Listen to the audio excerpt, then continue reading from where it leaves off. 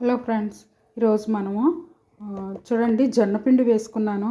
జొన్నపిండితో మనం రొట్టె వేసుకుందాము. జొన్నపిండి తినడం చాలా మంచిది కదా ఆరోగ్యానికి.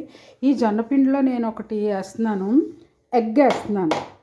ఎందుకంటే అది కొంచెం బాగుంటుందని, మెత్తగా అవుతుంది.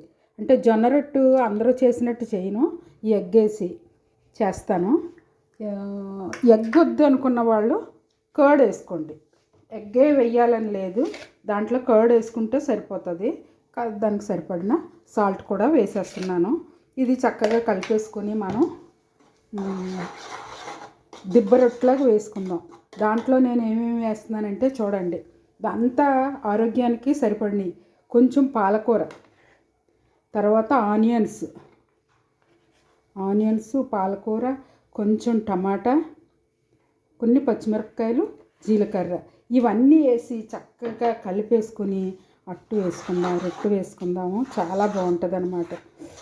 కొంచెం వాటర్ పడితే పడుతుంది, లేకపోతే లేదు. ఇవన్నీ కలిపేసుకుని నేను చూపిస్తాను. చూడండి, ఈ రీతిగా వచ్చింది కదా. కొంచెం వేసుకుందాం, మనం పెనం మీద రావాలి కదా వచ్చే వరకు. అదే ఈ గట్టితనం అయితే మనం బోండాలు వేసేసుకోవచ్చు. బోండాలు అస్తమాట తినడం మంచిది కాదు కదా, అందుకే నేను ఇలా వేస్తున్నాను. చూడండి, ఇంకా అట్టు వేసేసుకుందాం.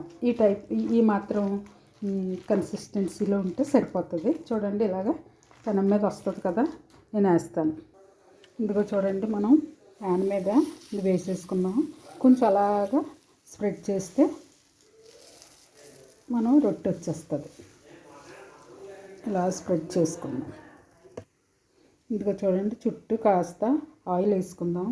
ఇది రూల్గా బజ్జీలు వేసేసుకోవచ్చండి. అయితే అస్తమాటు ఆయిల్లో డిప్ చేసింది తినకూడదు కదా అని నేను ఇలాగ రొట్టెలా వేస్తున్నాను.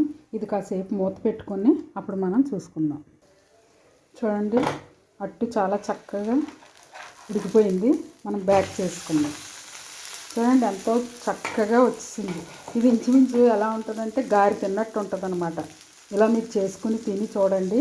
ఇలాగ ఈ జొన్నపిండితో చేసుకోవడం వల్ల మనకి ఆరోగ్యం కదా. మరి ఇప్పుడు ఇందులో ఎగ్ ప్రోటీన్ ఉంది, ఇందులోనూ ఫైబర్ ఉంది, అన్నీ ఉన్నాయి. కాబట్టి ఇలా చేసుకోండి. నేను డిష్ అవుట్ చేసి చూపిస్తాను. చూడండి, ఎంతో చక్కనైన జొన్న రొట్టె రెడీ అయిపోయింది. ఇలా మీరు చేసి